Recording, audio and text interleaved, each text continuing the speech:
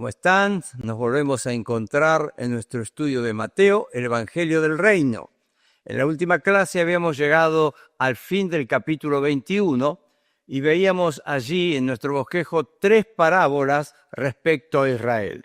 2 de ellas se encuentran justamente en el fin del capítulo 21 y la tercera en el comienzo del 22. En el 21 veíamos las parábolas de los 2 hijos, donde veíamos la desobediencia de Israel, voy y no voy, esa actitud mostrada allí a través de la parábola. La segunda, la de los inquilinos malvados, aquellos que maltrataban a los siervos que iban a cobrar, a recibir lo que les correspondía y que finalmente aún matan al propio hijo. Cuando llegamos a la tercera parábola, ya nos encontramos en el capítulo 22 y ahí tenemos la parábola de las fiestas de la boda. Y dice que el reino de los cielos es semejante a un rey que hizo fiesta de bodas a su hijo y envió a sus siervos a llamar a los convidados a las bodas, mas estos no quisieron venir. Y volvió a enviar a otros siervos diciendo, decid a los convidados, he aquí, he preparado mi comida, mis toros y animales engordados han sido muertos, y todo está dispuesto, venid a las bodas. Mas ellos, sin hacer caso, se fueron, uno a su labranza, otro a sus negocios, y otros, tomando a los siervos, los afrentaron y los mataron. Versículo 7. Al oír el rey se enojó, enviando sus ejércitos, destruyó a aquellos homicidas y quemó su ciudad. Entonces dijo a sus siervos, las bodas a la verdad están preparadas, mas los que fueron convidados no eran dignos. Id pues a la salida de los caminos y llamad a las bodas a cuantos halléis. Y saliendo los siervos por los caminos, juntaron a todos los que hallaron, juntamente malos y buenos, y las bodas fueron llenas de convidados. Y entró el rey para ver a los convidados, y vio allí a un hombre que no estaba vestido de boda, y le dijo, amigo, ¿cómo entraste aquí sin estar vestido de boda? Mas él enmudeció. Entonces el rey dijo a los que servían, atadle de pies y manos, y echarle en las tinieblas de afuera, allí será el lloro.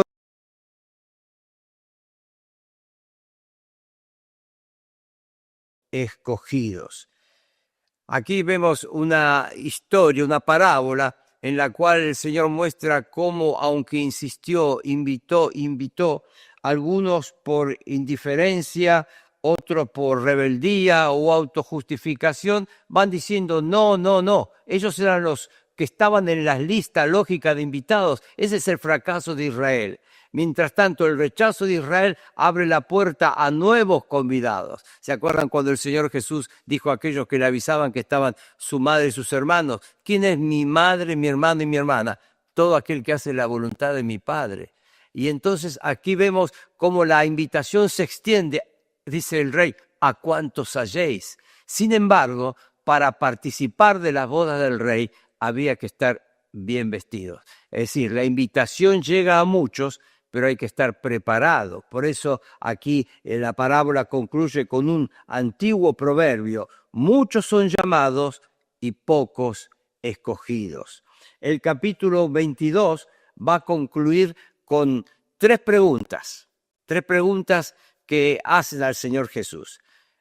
No sabiendo cómo encontrar algo para acusarle, vemos que aquí herodianos, versículos 15 al 22, después saduceos, versículos 23 al 33, y finalmente fariseos, versículos 34 al 40, van a llegar con preguntas. Me imagino que habrán estado discutiendo, sugiriendo, hasta que cada uno de ellos llegó a la pregunta que suponían iba a meter en un gran brete al Señor, a la pregunta que el Señor no sabría qué responder. En primer lugar, son los herodianos. Los herodianos no eran un grupo religioso, eran judíos que tenían una identidad política. Decían, bueno, finalmente Herodes es bueno con nosotros. Finalmente Herodes nos terminó el templo. Finalmente Herodes ha construido edificios alrededor del templo. Es preferible estar bajo Herodes y no bajo otros. Entonces ellos eran los herodianos, los pro-Herodes. Entonces vienen con una consulta. Maestro, sabemos que eres amante de la verdad, dice el versículo 16, y que enseñas con verdad el camino de Dios y que no te cuidas de nadie porque no miras la apariencia de los hombres. Ellos que comienzan procurando adular al Señor.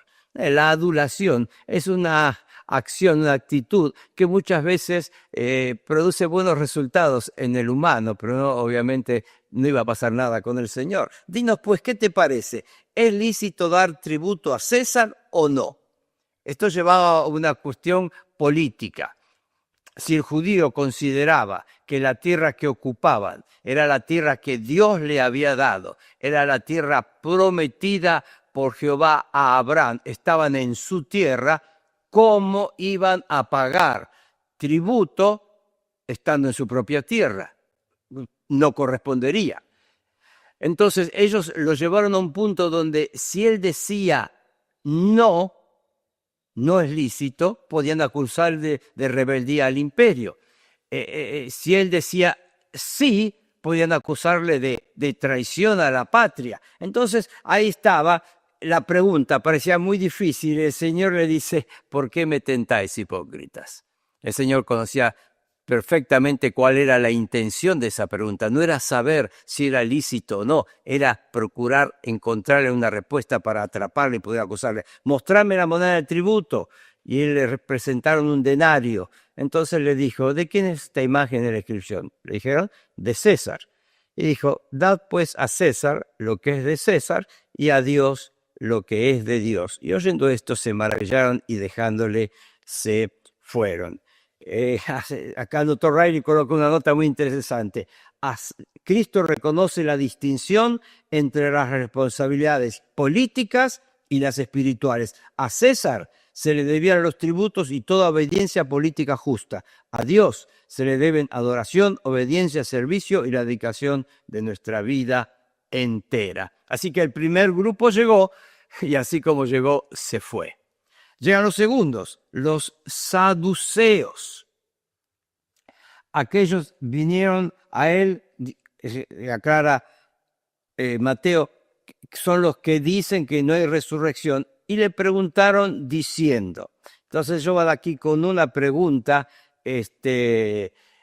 una historia muy complicada y lógicamente imposible de que sucediera realmente. Maestro, Moisés dijo, si alguno muriere sin hijos, su hermano se casará con su mujer y levantará descendencia a su hermano. Claro, esta era una ley que había para que una familia no desapareciese del grupo de las familias de la nación, ¿no es cierto? Entonces, si hay un matrimonio, fallecía el hombre sin haber dejado un hijo, iba a desaparecer. Entonces la obligación era de tomar a su hermano, tomar a esta mujer, y el primer hijo que tuvieran era registrado, anotado como hijo de la mujer y del que había muerto, el hermano que había fallecido.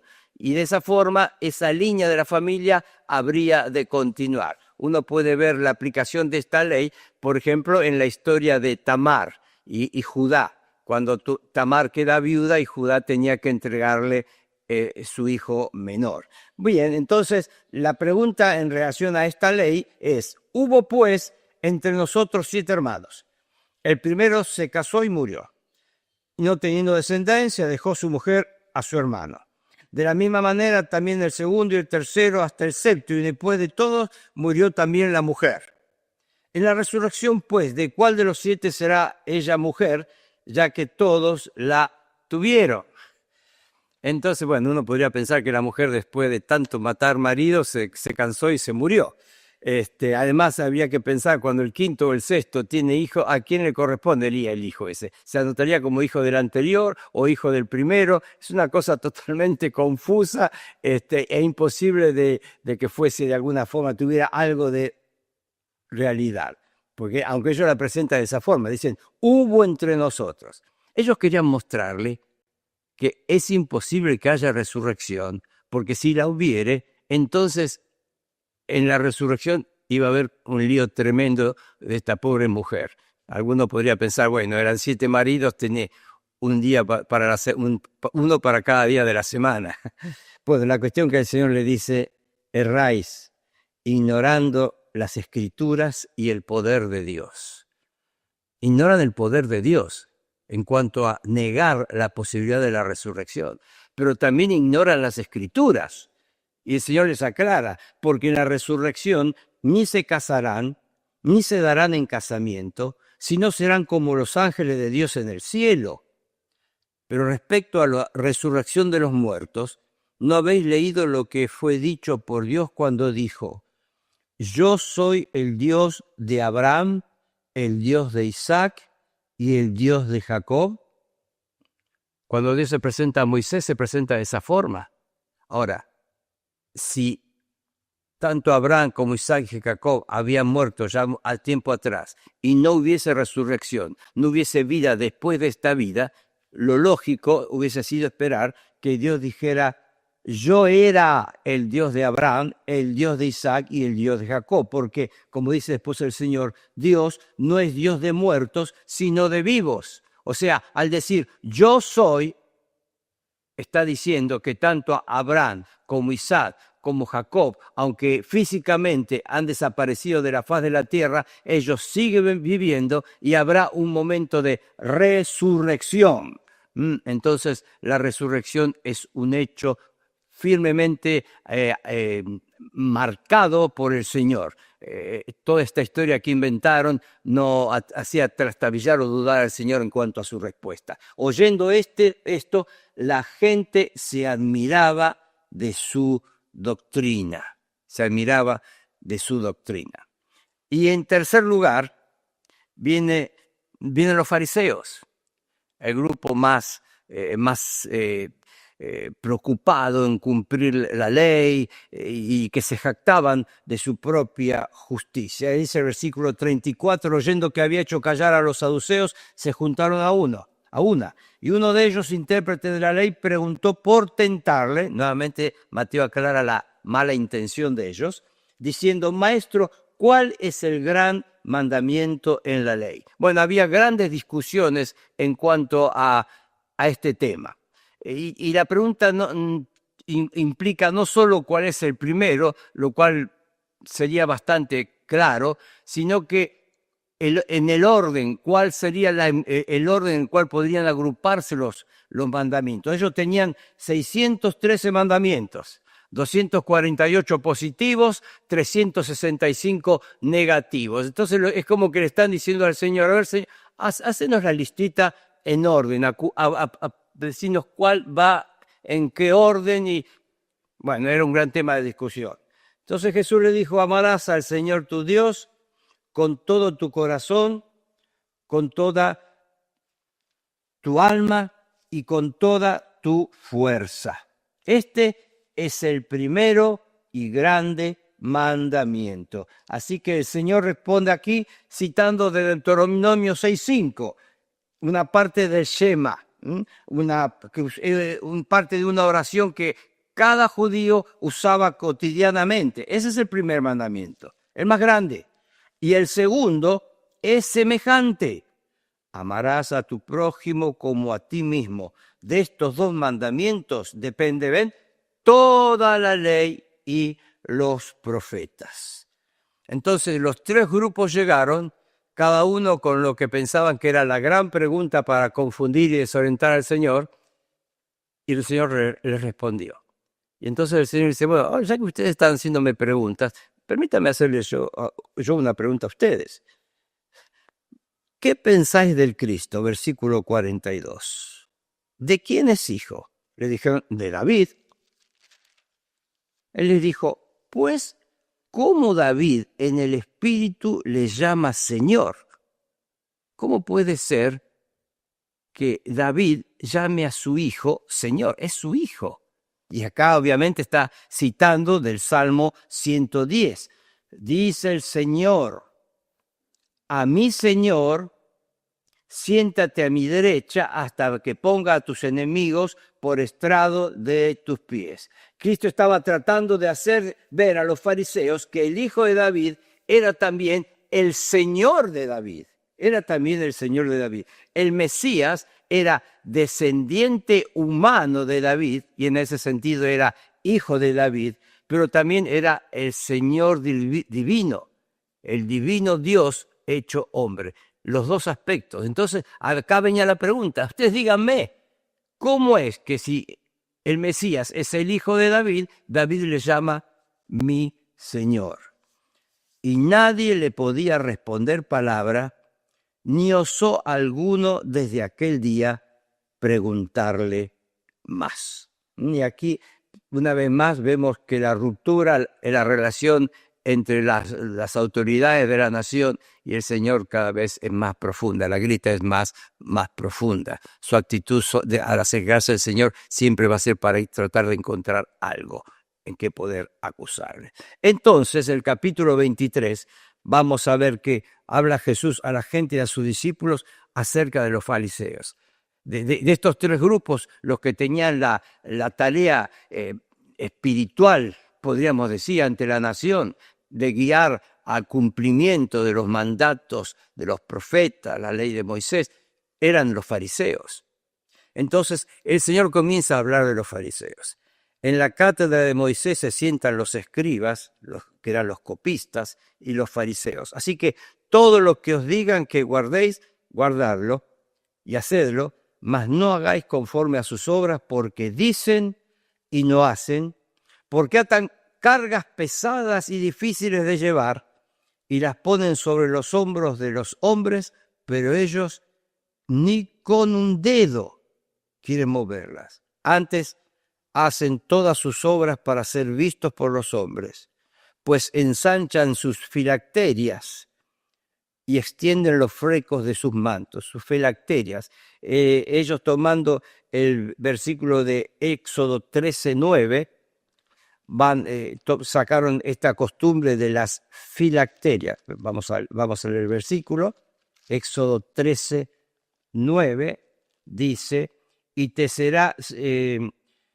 será como una señal sobre tu mano y como un memorial delante de tus ojos, para que la ley de Jehová esté en tu boca, por cuanto con mano fuerte te sacó Jehová de Egipto. Por tanto, tú guardarás este rito en su tiempo, de año en año. Entonces, las filacterias, cajita que tenían 4 tiras de cuero, donde colocaban, había 2 versículos escritos de Deuteronomio, 2 versículos escritos de Éxodo, exactamente Deuteronomio 11, del 13 al 21, 6, del 4 al 9, y en 2 partes Éxodo del versículo 1 a Éxodo 13, del versículo 1 al 16, 4 fragmentos. Y esto era atado en el brazo, cerca del codo, y también en la frente. Así cumplían la indicación. Pero además, no solo eso, extienden los flecos de sus mantos.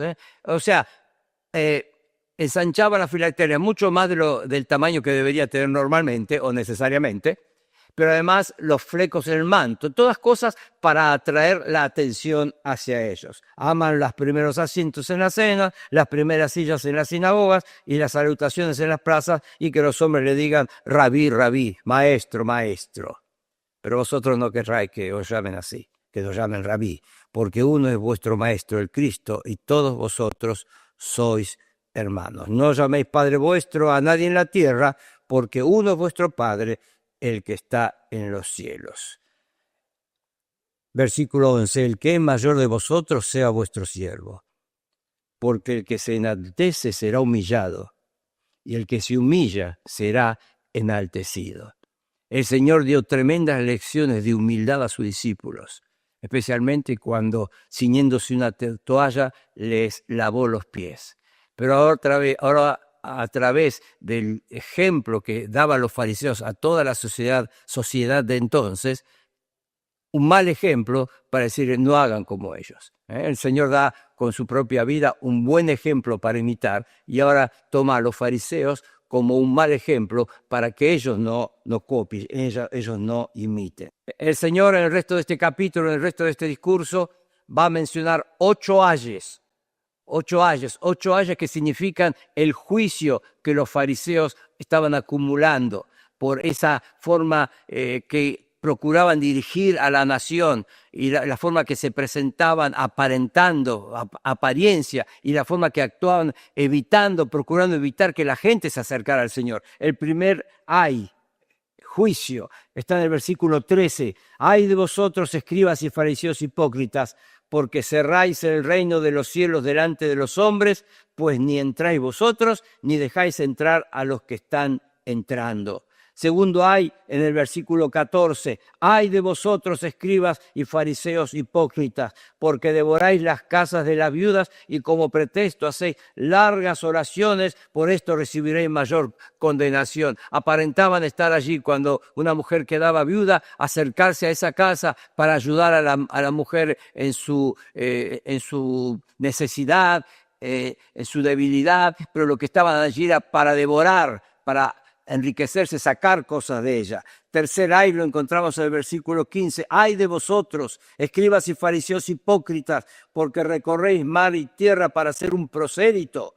Es decir, alguien que no siendo judío se convertía al judaísmo, haciendo una tarea así, atrayéndolos. Y una vez hecho, le hacéis 2 veces más hijos del infierno que vosotros, porque ellos le atraían a un cumplimiento exterior de rito, de ceremonias, de fiestas, pero no verdaderamente a Dios. Cuarto hay en el versículo 16, ay de vosotros guías ciegos que decís, si alguno jura por el templo no es nada, pero si alguno jura por el oro del templo es deudor. Insensatos y ciegos, porque ¿cuál es mayor? ¿El oro o el templo que santifica al oro? También decís, si alguno jura por el altar no es nada, pero si alguno jura por la ofrenda que está sobre el altar es deudor. Necios y ciegos, porque ¿cuál es mayor? ¿La ofrenda o el altar que santifica la ofrenda? Más adelante, versículo 23, otro hay. Ay de vosotros, escribas y fariseos, hipócritas, porque diezmáis la menta y el eneldo y el comino y dejáis lo más importante de la ley, la justicia, la misericordia y la fe. Esto era necesario hacer sin dejar de hacer aquellos. Es decir, ellos se jactaban de cumplir en los mínimos detalles y aún ofrecían diezmo de pequeños vegetales, de pequeños granos.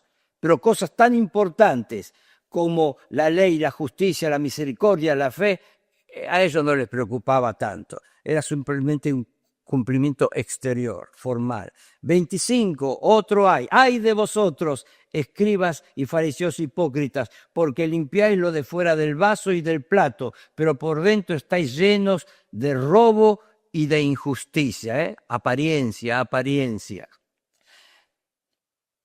26. Fariseo ciego, limpia primero lo de dentro del vaso y del plato para que también lo de fuera sea limpio. Es decir, que lo exterior sea consecuencia de una limpieza, una pureza interior, algo que ellos no tenían.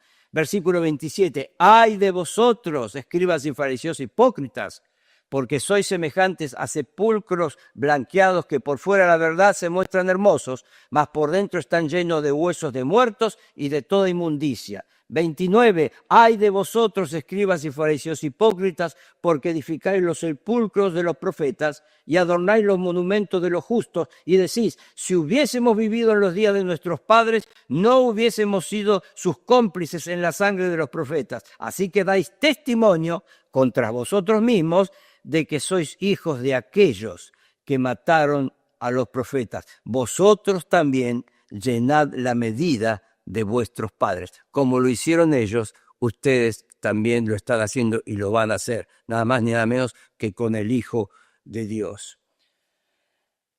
Por tanto, el 34, aquí yo os envío profetas y sabios y escribas, y de ellos a uno mataréis y crucificaréis, a otros azotaréis en vuestras sinagogas y perseguiréis de ciudad en ciudad para que venga sobre vosotros toda la sangre justa que se ha derramado sobre la tierra, desde la sangre de Abel el justo hasta la sangre de Zacarías, hijo de Berequías, a quien matasteis entre el templo y el altar. Y es interesante que el Señor menciona 2 asesinatos. El primero, sin ninguna duda, Abel, el justo.